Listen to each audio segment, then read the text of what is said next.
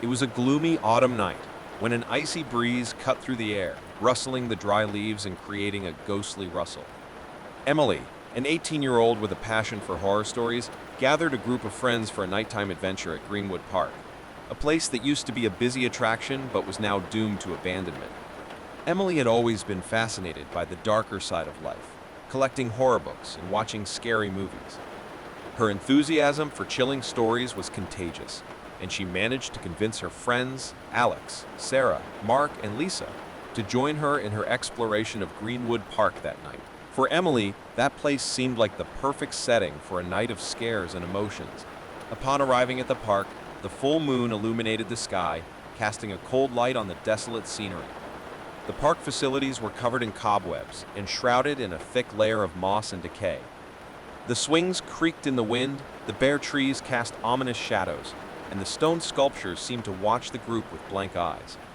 Emily led the exploration with determination, while her friends laughed and joked, trying to ignore the fear that grew with each step they took. The rumors about Greenwood Park were legion, haunting stories of supernatural events, mysterious disappearances, and shadows moving in the darkness. But the group's excitement was above all that night. However, as they walked deeper into the park, something seemed wrong. The darkness that hung around them was more intense than usual, and the feeling that they were being watched became more and more oppressive. The laughter died down, replaced by anxious whispers. Sarah broke the silence by asking, "Does anyone else feel like we're being watched?" His tone was filled with concern. Alex, always the skeptic of the group, tried to calm things down. "It's just our imagination. We're all nervous because it's a dark, scary night. There's nothing here but old ghost stories." Emily agreed with a nervous laugh, but her expression betrayed her uneasiness. She continued leading the group, determined to explore every corner of the park. His love of horror was both his curse and his blessing. As they followed the path, they came to a central lake that used to be the pride of the park. The full moon reflected in the dark water, creating an eerie and mesmerizing image. The friends decided to take a break to enjoy the scenery and perhaps tell ghost stories to increase the adrenaline even more. As they sat on the benches that surrounded the lake, the wind began to blow erratically, shaking the trees in an unsettling whisper. Emily, always eager for a good horror story, suggested someone else start. Lisa, who used to be the most skeptical of the group, smiled mischievously and began a ghost story about a vengeful spirit haunting the park. His tone was relaxed, but as the story progressed, everyone present began to feel a chill running down their spines. As Lisa narrated, the moonlight illuminated the scene, creating deep, ominous shadows around them. The wind picked up, causing the tree branches to creak horrifyingly. The once calm lake began to stir strangely, as if something was moving beneath the surface. It was then that they heard the first sound, a faint, gut-wrenching cry coming from somewhere nearby. The wail echoed through the night, echoing through the darkness, increasing the fear that was beginning to grip the group. Sarah interrupted Lisa's story, her face pale with fear. "You heard that, right?" he asked, his voice shaking. "I think someone needs help." The group fell silent, listening to the crying that seemed to come from all directions, as if the night itself was crying.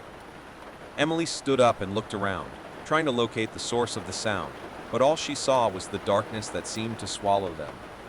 They decided to follow the crying, convinced that someone was in trouble in the park. However, as they moved towards the distressing sound, the tension grew and the feeling of being watched intensified. They had no way of knowing that that initial step would plunge them into a nightmare that surpassed any horror story they had ever heard. The group of friends entered Greenwood Park, following the sound of distressing crying that echoed through the night. The feeling that they were being watched and the oppressive darkness around them began to affect them. Every step was filled with apprehension, and his eyes moved frantically, as if searching for some sign of danger. Sarah, still worried about the crying, suggested, "Come on, we have to find the person who is crying and see if they need help. Something terrible could be happening." Emily, despite her love of horror, was worried about the intensifying sinister atmosphere in the park. She replied, "Okay, but stay together. We don't know what we might find." As they ventured through the winding paths and gnarled trees, the sound of crying continued to echo, making it impossible to determine the exact direction of its origin. The darkness made the search even more challenging, and the friends felt as if they were being swallowed up by the night. As they progressed, Alex began to voice his concerns. This isn't normal, guys. This sound feels like it's coming from everywhere. I can't see anything clearly in the darkness, and this feeling that we're being watched is making me paranoid. Lisa, normally skeptical, agreed with him, her expression tense. I'm starting to get scared too. This darkness is suffocating, and the feeling of something lurking is unsettling. Emily, always eager for strong emotions, tried to keep the group's spirits up. We can't let fear dominate us. Let's keep looking for the source of this crime, and if it's an animal, maybe we can help it. But the heavy atmosphere and oppressive darkness seemed to have taken hold of the group, and the fear was becoming almost tangible. As they continued, the trees seemed to move and whisper ancient secrets, as if they were aware of their presence and were watching them. It was then that, as they were about to get lost in the dense darkness of the park, Emily spotted something between the trees. An indistinct, hooded figure stood on the lakeshore, staring into the dark water. She called to her friends in a low voice, "Look, over there, someone is there." The group observed the enigmatic figure, whose hood hid its face. She remained motionless, as if in a trance, and her posture emanated a feeling of deep sadness. They decided to approach cautiously, hoping that the figure could provide information about the distressing cries that had brought them there. As they approached, the mysterious figure seemed to either not notice them or was completely ignoring them. Sarah asked in a shaky voice, "Are you okay? What's going on here?" The hooded figure remained silent, his attention seemingly fixed on the dark water of the lake. They could hear the sound of crying echoing more intensely, as if it was coming from somewhere deep within the lake. Emily moved a little closer and reached out to touch the figure's shoulder. The moment his hand made contact, the figure vanished, as if it had dissipated into thin air. The once calm lake began to stir strangely, as if something was moving beneath the surface. The group was perplexed, looking at the spot where the hooded figure had disappeared. The feeling that they were being watched increased, and they felt surrounded by darkness. The hooded figure was gone, but the harrowing cries continued, echoing in the night. Something sinister and inexplicable was happening in Greenwood Park, and the friends were now determined to uncover the truth behind the dark enigma. Their search for the mystery would take them deeper into the darkness of the park, where they would discover that the nightmare was just beginning. With the hooded figure gone, and the harrowing cries echoing around them, the darkness of Greenwood Park seemed to envelop them, making every tree and shadow a potential threat. They decided to continue their search to discover the source of the crime, but the atmosphere in the park became increasingly suffocating. Each step felt like a step deeper into the darkness, and the feeling that something sinister was lurking intensified. The friends exchanged anxious glances, sharing the growing fear. Emily, normally the fearless leader of the group, was beginning to doubt her decision to explore the park that night. But her desire to face the unknown was both a curse and a blessing, and she was determined to solve the mystery. As they advanced, the distressing crying continued and seemed to come from all directions, making it impossible to locate the source. The darkness around them thickened, and they found themselves surrounded by restless shadows that seemed to move and whisper in their minds. Mark began to express his concerns. This isn't normal, guys. This darkness feels like it's swallowing everything. We can't see anything clearly, and this feeling of something watching us is unsettling. Lisa, normally the most skeptical of the group, nodded in agreement. I feel like something is playing with us, leading us deeper into the darkness.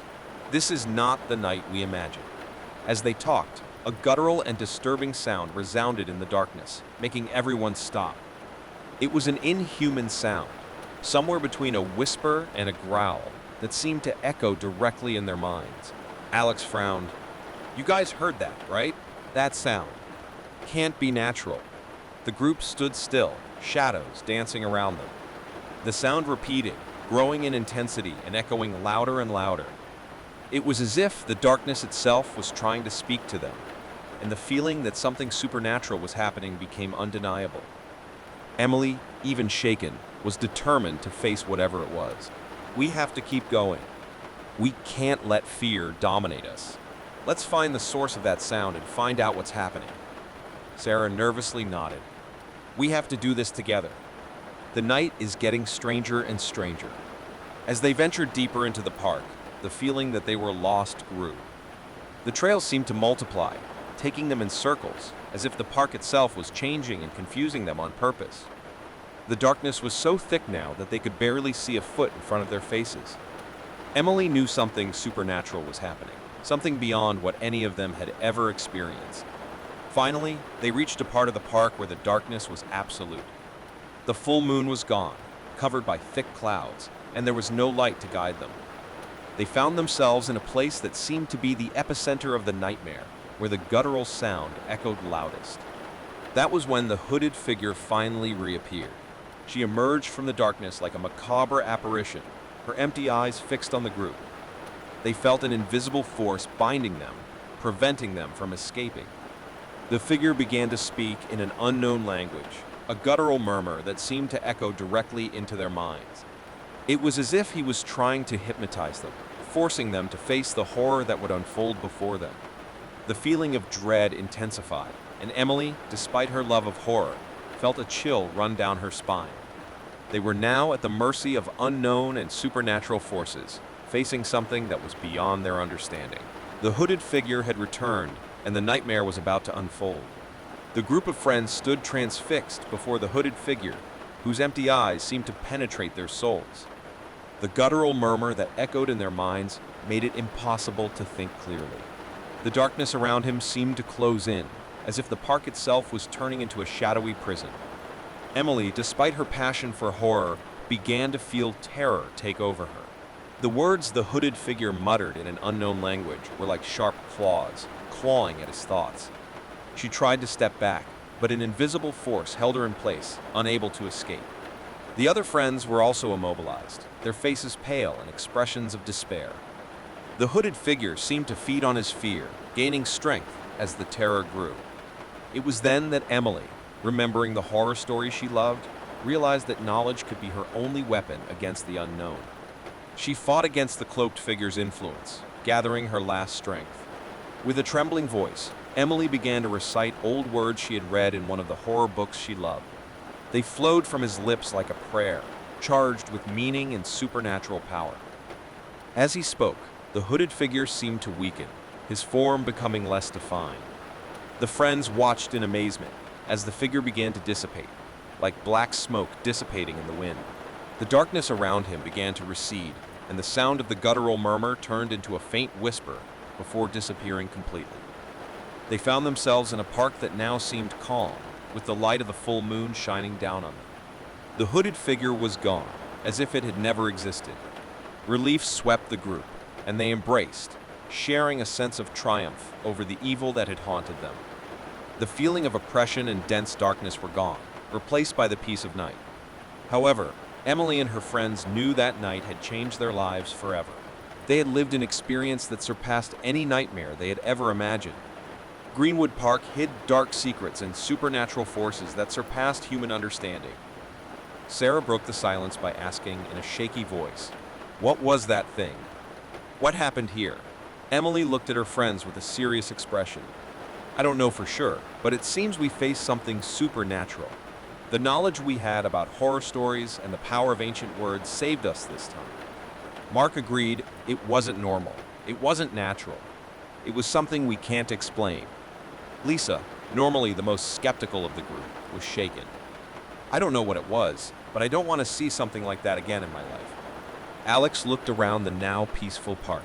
"We have to tell someone about what happened here. Maybe there are others who have also lived through this nightmare." They agreed to report the experience, but knew it would be difficult to find anyone who would believe such an extraordinary story. Greenwood Park, once a place of joy and fun, would now remain a dark secret, a place where forces beyond human understanding still lurk. As they left the park, the group of friends felt relieved to escape the nightmare. However, they also carried with them the memories of a terrifying night, an experience that would forever change their worldview and their understanding of what was possible in the realm of the unknown. And so, Greenwood Park would remain an abandoned and forgotten place, where stories of terror would become part of its legacy, like unsettling whispers that echoed in the minds of those who dared explore its shadows. The mystery was over, but the scars would remain, reminding them that the world was full of dark secrets that awaited those brave enough to uncover them.